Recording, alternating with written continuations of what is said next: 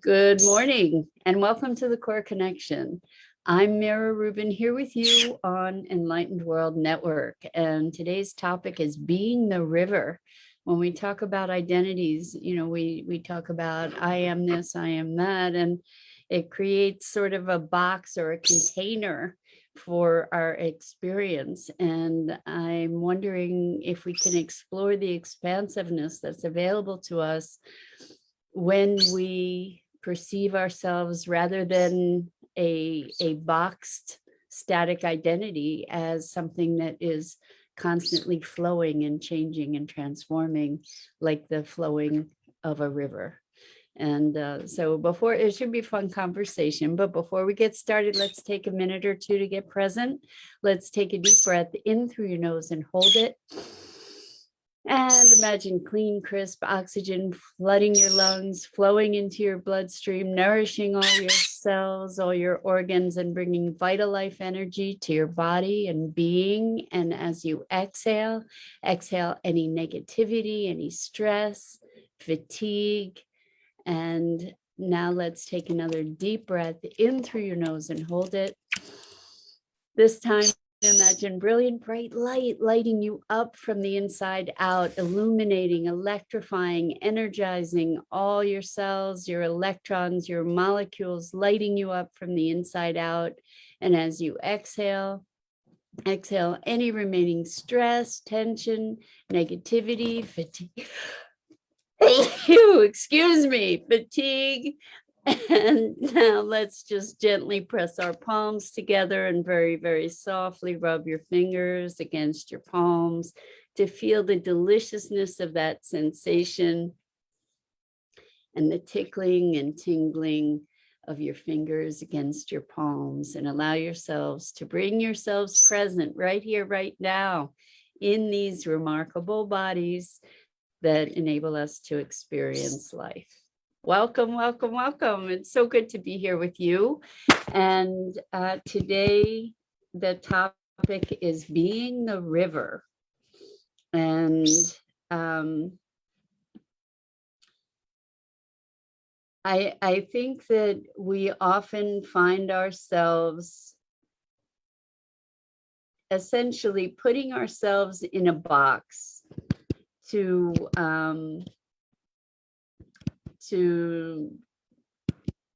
give ourselves maybe a stronger handle on reality or control or the unknown. If I can say I am this, I am that, I am the other, then I have something to work with there that's solid and strong and factual.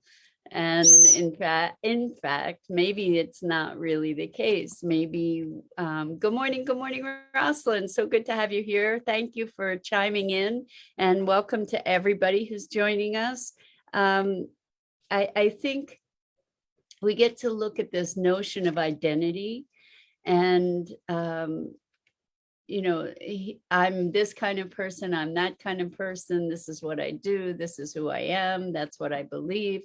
And it was really interesting in a session with a client yesterday. What came up is they were saying that they were always looking for who they were, to find themselves. And what we realized is that there was this desire to define, not just find, but define themselves. And we identified that that's actually kind of creating a box for yourself, right? Like, this is who I am. I'm an artist, I'm a painter, I'm a teacher, I'm a this, I'm a that. Those definitions may be limiting oneself. I mean, there may be places where those definitions are expansive and allow the expansion into a degree of experience. But what happens when we identify with anything is that in some respect, it creates a limitation for ourselves. And so what we came up with, and what we came to the awareness of, is that the truth of the matter is really more that who we are is the river. There may be certain scenery around the river that's the same. There may be certain rocks that are the same. Those might be the things that allow us to recognize our preferences and part of the territory, like creativity or curiosity or spirituality or whatever. These are characteristics of the terrain through which the river runs. But we are the river. We are the ever-changing consciousness that is moving through these preferences and parameters and experiences and circumstances of life. And it goes back to my what I've said before, is that we are life living itself through us, and that we are an expression of life. And the more we allow ourselves to be that fluid river, the more we have the opportunity to experience the richness of the possibilities that life presents us. So when the idea of the river is that you never set foot in the same river twice, because it's in constant motion. And that's the truth of who we are. There may be, like I said, there may be some constants, maybe there's a big, wonderful boulder somewhere in the middle of the river where that you can lay on and sun and relax and on, but the river is still flowing around that boulder and the other rocks and trees and the different shorelines. And so there's always change. And as we can allow ourselves to connect to the fact that we are not a static entity, that there is change, that perhaps we can allow life to flow more fully and more graciously and gratefully through us, that perhaps we can allow ourselves to change with less resistance, with less angst and suffering. Perhaps we can allow ourselves to be in the moment that we're in and relieve ourselves of judgment and the expectations and the shoulds and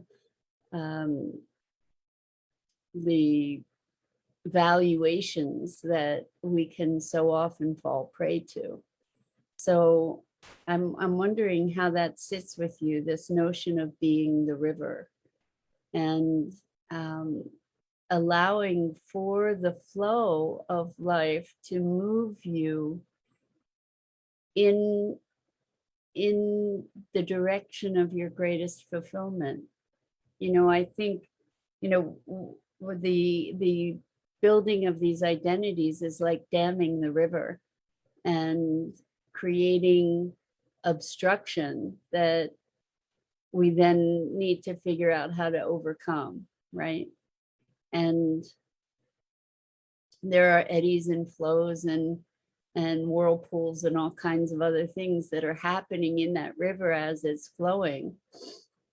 And that creates the richness of life, that we get to savor different aspects of life, different experiences, and yet we are still in motion. And yesterday we were talking a lot about grief and loss, and even with these darkest and most challenging of emotions, we get to remember that we are the river and that this too shall pass. And, it's interesting. I was just talking about deepest and darkest emotions that we tend to resist. But the thing is, there are blissful emotions that we tend to resist as well, which is really interesting because they augur change. There's anything that brings change into our lives can be an occasion for resistance to arise, because again, it's the unknown, whether it's a blinding light or a blinding darkness. There's a I think that there's often a reactive resistance to change. Good afternoon, Alexandra. So good to have you joining us. We're talking about being the river, and we often talk about being in the flow.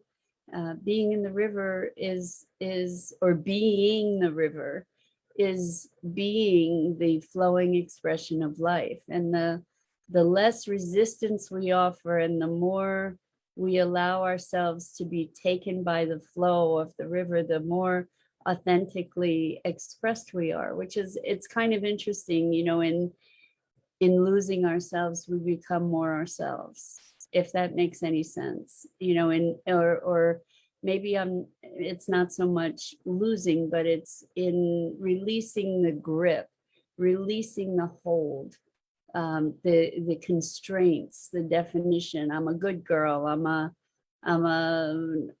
entrepreneur. I'm a strong woman. I'm a whatever it is we are, or perceive ourselves to be. Recognize that those things are the boulders and the stones in the river that maybe shape the flow, but we in our essence are the river that is coursing around the trees and the rocks and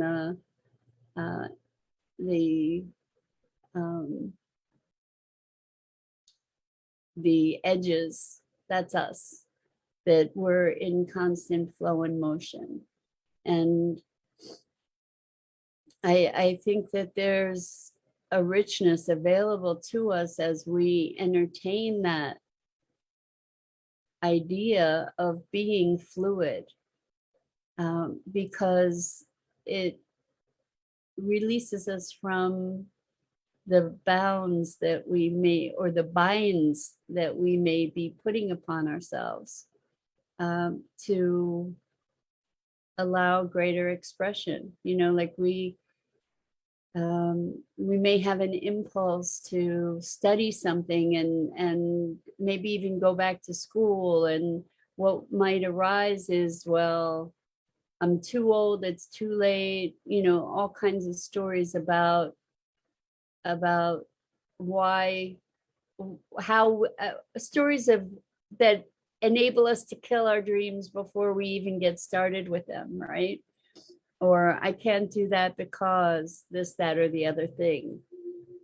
And when we allow ourselves to be the flow, to release the resistance, life has so much more to offer us by way of gifts and surprises and enrichment and fulfillment and joy and ease. And even when we're moving through dark passages, we all have those in our lives. At least the people that I know have had those. And sometimes it feels like we're not going to get to the other side, and sometimes we don't. I mean, some people succumb to that darkness, and when we don't, that is a passage for us. That is a transformation. That is like a waterfall if we're the river, and that water becomes energized and reinvigorated and renewed as it transits this waterfall with all this oxygen that gets added into it, and it becomes reinvigorated. And so life is very much about stumbles and falls and recoveries, and the ins and outs, the dramas, the eddies and swells of water in motion. You know, and we who are we that is the constant in that entire passage where the river. And I was talking with a client the other day who was mourning the loss of innocence, the loss of her innocence. And I can relate to that. I mean, there have been times in my life where I look back and see a self that was naive and had a certain innocence and purity, and even in some respects a more direct connection with certain aspects of life. And I think as I'm able more and more to connect to life flowing through me rather than me doing life, that presence, that innocence is making itself known again. So Alexandra says, I was just thinking about this the other day. We're stronger than we know, and we hold all the answers within us. It's true. And so it's really true. We are stronger than we know, and we do hold all the answers. Now, the thing is, I don't know if we hold the answers or the answers flow through us. And I think that that might be an important distinction. And I'm going to give an example that I've noticed in the work that I do. I developed a process called core connection, and it's a very profound transformational process, more profound than anything I've ever seen before on a reliable basis, like a time after time after time type basis. And the reason that it works is because it is guided by the intelligence, the inner knowing of my clients. And so you have the keys to unlocking the tangles that we make in our own minds, right? We each have the keys. Anyway, so part of the process is me reflecting back to my clients what they've been saying and what their experience is as they spoke it. So just sort of parroting it back in a way. But the thing is that I am able to access that information. And the reason I'm able to access it is pretty much because I allow my mind to disengage. My thinking, I'm not so busy thinking about what it is or trying to remember it. I'm just being in that flow. And when I allow, sometimes I even allow myself to distract my conscious brain so that I can reflect back accurately what came from the client. So it's really, in a way, it's counterintuitive because we believe that these minds of ours are the thing that is what allows us to figure things out, that allows us to navigate our way through. And what I'm finding more and more is that as we let go of the reins more and more, when we're connected. And please, I want to be very specific about that caveat. When we're connected and we let go of the reins, then life flows in a way that is filled with much greater ease, and life then flows. It just flows, and we get to be that expression of life without needing to assert our own identity, so to speak.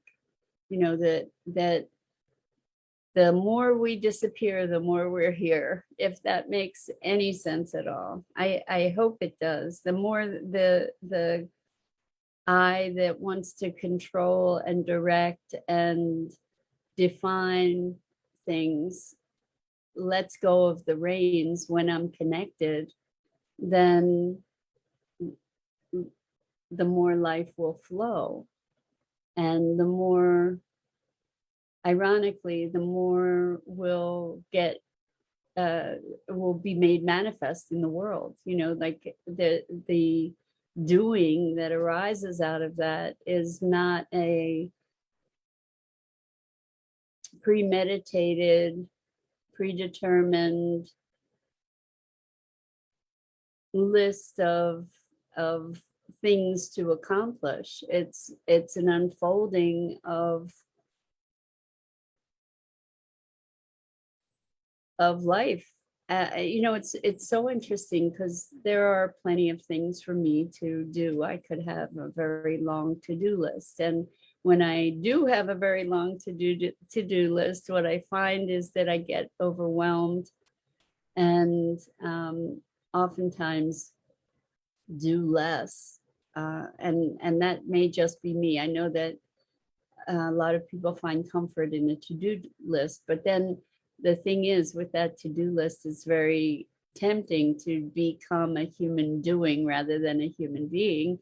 And as I have been being more of a human being, I'm noticing that like things are getting done that I couldn't get myself to do previously. You know, like if I said, I'm going to do this and I made an objective and a goal, what would happen for me is that I would resist it. I would rebel. I would say, no, you can't make me do anything I don't want to do. And now it's just sort of emerging. The things that are getting done are just sort of emerging from me. So Alexandra says, we hold the answers, but we have to learn to flow. It's true. Well, you know, and you're saying let go, less doing, more being, and which is ironic. We have to unlearn the holding on, unlearn the doingness, and dance with the rhythm of life. Beautiful, beautiful, beautiful, Alexandra. So I interjected my own in the context of what you said, but you said it so beautifully. So I'm going to repeat it. We hold the answers, but we have to learn to flow, let go, less doing, more being, and dance with the rhythm of life. Exactly. And when we are in the dance, we become the dance rather than the dancer. So what I recognize here is that the dance dances us. And when we allow ourselves to release our attachment to the dance itself or how we dance, and allow ourselves to be a vehicle for that dance to move through us, the rhythm of life, that's when life flows. That's when we find the fulfillment, which is so, it's kind of counterintuitive, right? To be letting go of making things happen, to allow things to be, and then to be the happening. So I don't know if that all is making sense. I think for sure you're getting it, Alexandra. And I don't know if you just already had it, or, I'm speaking to the choir here, but yeah, I think that that's the path to grace, is finding finding the way to let go, or to connect with that flow of life that moves us, rather than us trying to move life. Because when we are trying to enact our will, our conscious will anyway, on the world often resists, right? But when we are connected to our soul song and our intention and our joy and our inspiration, that's a whole different form of movement. That's a whole different energy to which life responds, and responds with elegance and grace. And so that's the invitation for today, is to be the river, to allow the flow. And this is part of what we were talking about in processing grief and other challenging emotions, any emotion really, is that when we allow ourselves to presence ourselves fully, without the story and without the judgment, that even that darkness will move through. And we get to let go of the impatience that might arise around it, to say, I just want this to be over. I want to feel better. Or I want to be able to do something. And this notion of beingness is so, so, so simple, and not necessarily easy. And I recognize that. And I acknowledge all of you who are engaging in that endeavor,